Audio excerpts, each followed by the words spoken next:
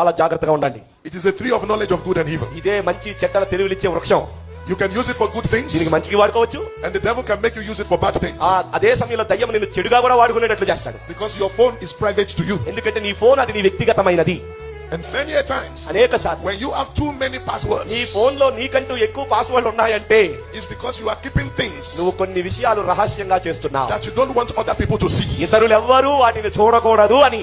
Going into sites ఎందుకంటే మీరు sites లోకి వెళ్తున్నారు, that are not healthy for you. అవి నీకు ఆరోగ్యమైనవి కాదు, ఉపయోగకరమైనవి కాదు. If you like to keep your eye on pornography, ఒకవేళ దాన్ని ఏమంటారు, అశ్లీల చిత్రాలు, దృశ్యాల వైపు కనుక నీ చూపు ఉంటే it will eventually destroy you. నిన్ను నాశనానికి గురి చేసేది అది. You see, Satan to you everything you have watched. నువ్వు కళ్ళ తెరిచి చూసిన ప్రతి దృశ్యాన్ని కళ్ళు In Musi form నిద్రపోయాక of a dream. వాడు లోపల మరో కళ్ళు తెరుస్తాడు, అప్పుడు తెస్తాడు ఇవన్నీ నీ కళ్ళ ముందుకి. And from there you become a slave to immorality. అప్పటి నుండి నీవు మంచి మర్యాదలు లేనటువంటి నీతి కార్యాలు లేనటువంటి చెడ్డవాడిగా మారిపోతావు. You will never be